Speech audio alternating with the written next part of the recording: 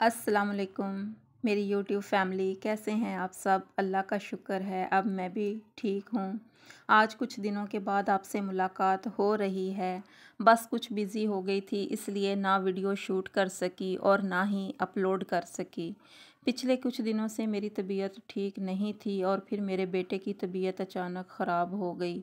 बंदा कहता है कि शायद मौसम चेंज हो रहा है, इसलिए तबीयत ख़राब हो गई होगी या बाहर का कुछ खा लिया होगा, इसलिए होगी। लेकिन सीरियसली यकीन करें, ऐसा कुछ भी नहीं था। बुखार था कि उतरने का नाम नहीं ले रहा था। जिस्म में इतनी दर्दें और खांसी का तो पूछे मत, बुरा हाल था। माशाल्लाह बड़ा बेटा 15 साल का है और इन 15 सालों में मैंने इतना बीमार उसको पहली दफ़ा देखा है। मतलब अगर हुआ भी है ना तो इतना नहीं, बहुत ज़्यादा बॉडी पेन हुआ है। वो बेचारा खुद इतना परेशान हुआ है। इस दौरान जो है ना, मैंने महसूस किया कि नज़र बद वाक़ई ही एक चीज़ है जिसे सिर्फ़ वो लोग ही समझ सकते हैं जो इससे गुज़रे हैं। मैं तोहम परस्त बिल्कुल भी नहीं हूँ, लेकिन यस, नज़र बद के बारे में मैं बहुत कॉन्शियस हूँ। वो हसद की नज़र भी हो सकती है, हसरत की भी हो सकती है, प्यार की या फिर बुरी नज़र भी हो सकती है। स्पेशली जब से मैं अलग अपने घर में शिफ्ट हुई हूँ, तब से मुझे ख़ास तौर पर फ़ील होता है कि मैं और मेरा घर मुसलसल बुरी नज़र की ज़द में हैं। ऐसा मुझे क्यों फ़ील होता है? मेरे साथ ऊपर तले कुछ ऐसे वाक़यात हुए हैं जो मैंने कभी सोचे भी नहीं थे। मैं ये नहीं कहती कि मुझे लोगों की नज़र लग गई है, लेकिन जहाँ हम मोहब्बत बांटते हैं वहाँ बाज़-औक़ात लोग अंदर ही अंदर बुग़्ज़ रखते हैं और ये हमारी खुशियों पर असर डालते हैं। यकीनन आपकी फैमिली या फ्रेंड सर्कल में कुछ लोग ऐसे ज़रूर होंगे जो ऊपर ऊपर से तो आपसे बड़ा प्यार करते हैं और अंदर से बुग़्ज़ रखते हैं, और यही लोग हमें बहुत नुकसानदेह हमारे लिए साबित होते हैं। कुछ लोग इसे तोहम परस्ती का नाम देते हैं, जबकि बुरी नज़र का तज़किरा अहादीस मुबारका में भी किया गया है। खुद रसूल पाक सल्लल्लाहु अलैहि वसल्लम हज़रत इमाम हसन हुसैन को भी दम किया करते थे, तो इस चीज़ से हम इनकार नहीं कर सकते। मैंने नोटिस किया है कि जब जब मैंने अपनी खुशियाँ दूसरों के साथ शेयर की हैं, तब ही बिना बात के झगड़े और बीमारी हमारे घर से जाती ही नहीं। और मैं ये बात ऐसे ही नहीं कर रही, मैं इस फेज़ से गुज़री हूँ और अल्हम्दुलिल्लाह मैंने इन चीज़ों पर काबू भी पाया है अल्लाह के पाक कलाम के ज़रिए। सच पूछे तो मुझे कुछ समझ ही नहीं आ रहा था कि ये मेरे साथ हो क्या रहा है। और मैं और मेरे हस्बैंड माशाल्लाह माशाल्लाह दोस्तों की तरह रहते थे, हंसते खेलते थे, मियाँ और बच्चों के साथ बड़ी अच्छी ज़िंदगी जो है ना गुज़र रही थी।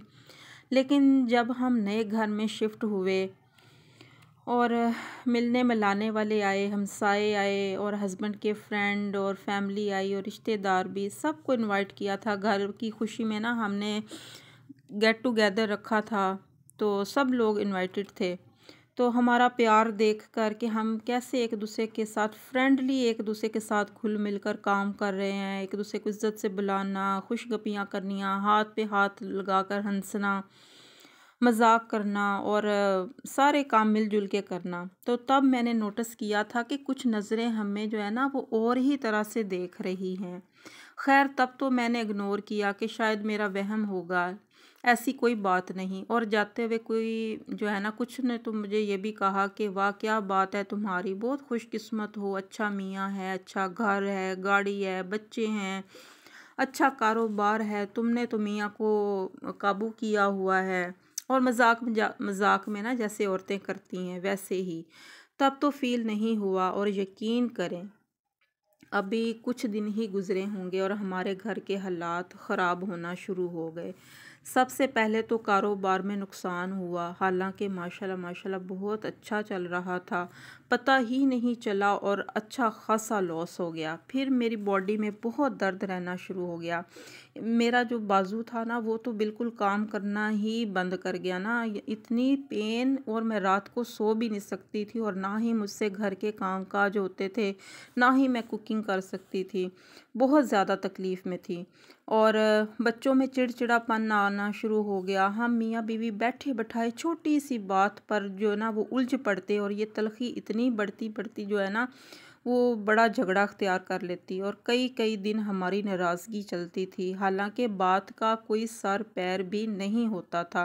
पहले हम इकट्ठे मिलकर हर चीज़ जो है ना वो डिस्कस करते थे, घर के हर मामलात को जो है ना एक दूसरे का मशवरा लेते थे। अब वो भी चीज़ जो है ना ख़त्म हो गई थी टोटली। और जहाँ हमारा घर कहकों से गूंजता था हर वक्त, वहाँ मुकम्मल उदासी और ख़ामोशी आ गई थी। कुछ लोग कहेंगे ये नज़र वज़र कुछ नहीं होता, मैं इनको जवाब नहीं देती, इसलिए कि वो इस चीज़ से गुज़रे ही नहीं, और मेरी दिल से दुआ है कि कभी गुज़रे भी ना। इसको सिर्फ़ वही समझ सकता है जो इससे गुज़रा है। मैं आज आपको ऐसी निशानियाँ बताऊँगी जिससे आपको अंदाज़ा होगा कि ये वाक़ई ही नज़र बद है। सबसे पहली निशानी ये है कि हर वक़्त थकन महसूस होना। आप अच्छा खा पी रही हैं, कोई मेहनत वाला काम भी नहीं कर रही, फिर भी ना थकन ख़त्म हो रही है, ना कमज़ोरी ख़त्म होती है। ये भी एक निशानी है बुरी नज़र की। और दूसरी कॉमन सी निशानी है कि आपको हर वक्त बेचैनी, बेसुकूनी, घबराहट रहती है। आपके पास दुनिया जहान की हर नेमत मौजूद है, घर, मियाँ, बच्चे, अच्छा लाइफस्टाइल, सब कुछ जो है ना होने के बावजूद सुकून नहीं है, बेचैन रहती हैं। तो ये भी एक निशानी है बुरी नज़र की। तीसरी निशानी, अच्छे भले काम बनते बनते रुक जाते हैं, लॉस हो जाता है, अचानक किसी बच्ची या बच्चे का रिश्ता ख़त्म हो जाना, बना बनाया काम बिगड़ जाना, ये भी निशानी है बुरी नज़र की। बच्चे की पढ़ाई मुतासर होना भी एक निशानी है, और मेरे बच्चे भी इस फेज़ से गुज़रे हैं। अच्छा खासा बच्चा बुरी कंपनी में चला जाता है, चिड़चिड़ा हो जाता है, ये भी निशानी है बुरी नज़र की।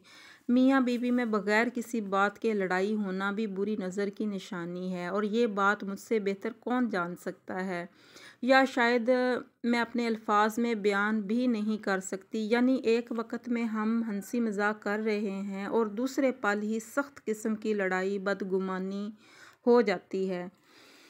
ये सब से वाज़ेह निशानी है मियाँ बीवी के रिश्ते को नज़र लगने की। आपने कोई नई चीज़ ली है, जैसे फ्रिज, गाड़ी, घड़ी, मोबाइल या कोई कपड़े, वो अचानक से ख़राब हो जाना, टूट जाना, फट जाना।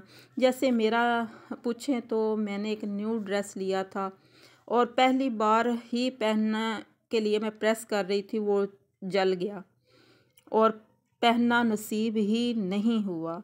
और हेयर फॉल होना, ये भी निशानी है। मेरे माशाल्लाह माशाल्लाह इतने अच्छे बाल थे, और मुझे इन दिनों में बहुत हेयर फॉल स्टार्ट हुआ है।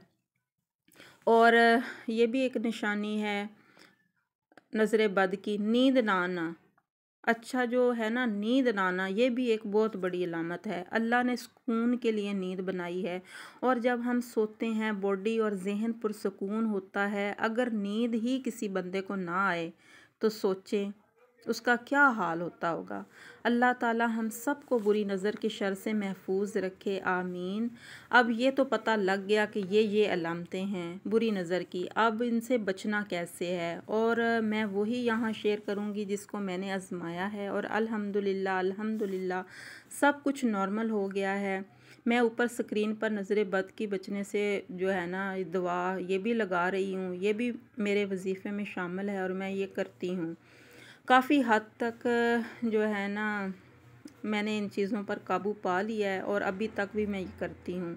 सोचा आप सब के साथ भी शेयर कर लूँ ताकि आप सबको भी फ़ायदा हो, जैसे मुझे हुआ है। इन दवाओं के साथ साथ सूरत नास और सूरत फलक हर नमाज के बाद 3-3 बार, और आयतुल कुर्सी 1 बार पढ़कर बच्चों पर, हस्बैंड पर, अपने घर पर दम कर दिया करें। हर नमाज के बाद इंशाल्लाह सब बेहतर हो जाएगा। जितना हो सदका खैरात करें, किसी सवाली को खाली ना जाने दें। नमाज की पाबंदी लाजमी करें, और बच्चों को भी आदत डालें नमाज की। बाकी ये मिर्चें वारना, तवीज़ धागा और पीरों फ़कीरों बाबों के चक्कर में पड़ना, मैं इन सब चक्करों पर यकीन नहीं करती। अल्लाह का कलाम बरहक है, और इसी पर ही बिलीव करती हूँ। पाक कलाम से अपने बच्चों, घर और अपनी हिफाजत किया करें। ये इक़दामात ना सिर्फ नज़र बद से हिफाजत करते हैं बल्कि दिल को सुकून भी देते हैं। हमें अपनी ज़िंदगी खुशियों को खामोशी में महफूज रखना चाहिए ताकि अल्लाह की नेमतें बरकरार रहें। अल्लाह पर भरोसा रखें, छोटी छोटी खुशियों को महसूस करें और हर दिन अल्लाह का शुक्र अदा करें। बुरी नज़र से बचाओ, ईमान पर तवक्ल ज़िंदगी को सुकून और खुशी से भर देता है। अपनी खुशियों को खामोशी में महफूज रखना चाहिए, मतलब कि अपनी बातें किसी को भी बताने की ज़रूरत नहीं। हाँ, जब आपके काम बन जाएं तब ज़रूर लोगों को अपनी खुशी में शामिल कर लें, लेकिन अगर कोई काम आपका हो रहा है अभी, यानी कि रिश्ता हो रहा है या कि कोई भी आपका कारोबार का कोई आप प्लान कर रहे हैं, तो तब किसी को कुछ भी बताने की ज़रूरत नहीं है। जब हो जाए तब अपनी खुशी में दूसरों को ज़रूर शामिल करें। मैंने यही गलती की थी और वक्त से पहले हर चीज़ हर किसी को बता देती थी और अपनी गलतियों से सीखा भी और आपसे शेयर भी किया है। अगर आप मेरे चैनल पर नए आए हैं तो लाइक, शेयर, सब्सक्राइब ज़रूर करिएगा। अल्लाह हाफ़िज़।